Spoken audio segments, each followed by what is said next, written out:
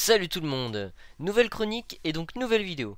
Aujourd'hui je vais vous parler d'un manga qui a récemment été l'objet d'une publication sur mon Facebook et Instagram, puisque je l'ai lu à l'occasion de Pâques. J'avais eu en ma possession les deux premiers tomes grâce à une offre découverte avec la sortie du manga, si mes souvenirs sont bons.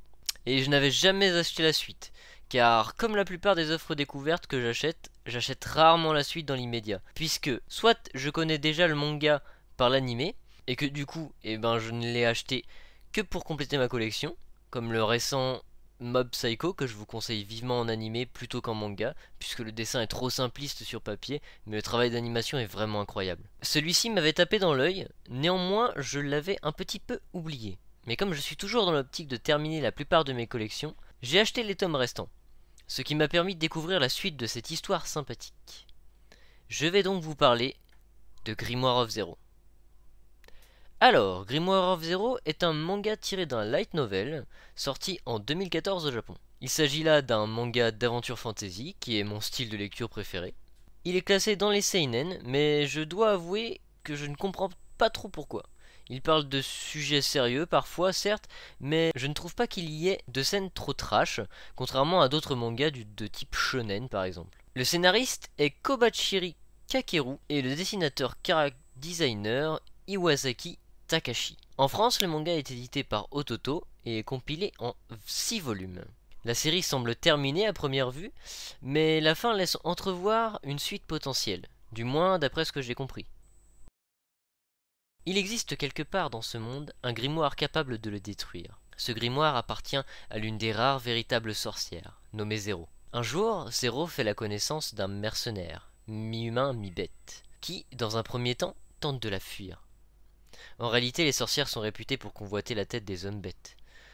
Néanmoins, Zero n'a visiblement aucune envie de le tuer, et surtout, elle lui demande son aide, afin de retrouver son grimoire qui lui a été dérobé.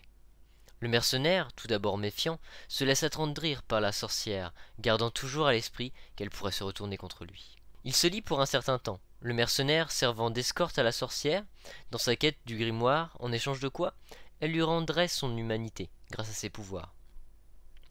Et oui, les hommes bêtes sont en réalité des mauvais humains réincarnés en bêtes, afin d'expier les crimes qu'ils ont commis dans leur précédente vie.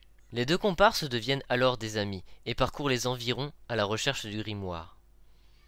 Ils doivent rejoindre le disciple de Zero, afin de savoir s'il n'a pas d'informations à ce sujet. Malheureusement pour eux, ils découvriront de sombres desseins se tramer. Mais qui se cache réellement derrière le masque du voleur du grimoire? Et qui contrôle cette mystérieuse secte visiblement vouée à Zero? Et bien voilà. Synopsis un peu court certes, mais le manga n'est pas très long, et histoire relativement courte. J'ai un peu de mal à en faire un réel synopsis, et j'ai même hésité à faire un résumé du manga dans son intégralité. Mais le but que je recherche dans les chroniques est surtout de présenter un manga ou une BD, c'est pour cela que je me contente de faire un synopsis racontant en général l'histoire du premier tome, et que je ne vais pas plus loin. Pour Grimoire of Zero, je dois avouer que je ne suis pas fan de l'humanisation des animaux dans les mangas. Je ne suis pas un Fury, désolé.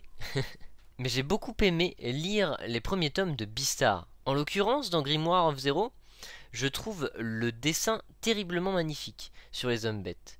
Bon, après, il faut évidemment faire l'impasse sur le fait que oui, les sorcières sont clairement designées à la japonaise. Je veux dire, bon, je suis d'accord, les sorcières avec une jeunesse éternelle, c'est logique qu'elles restent au stade d'enfants, mais tu peux au moins leur faire un design d'une personne de 18 ans. Bref, moi ça me dérange pas tant que ça, mais il est vrai que ça peut en repousser certains. Après, pour revenir à l'histoire, je la trouve assez sympathique, et elle me fait passer un bon moment. La fin du manga, qui n'est pas vraiment une fin, puisqu'il y a le tome 6, mais bon, vous comprendrez en lisant le manga, est logique et un peu tirée par les cheveux. Mais j'ai bien aimé. Comme je le dis à chaque fois, je vous le conseille. Mais il faut être fan des univers fantasy.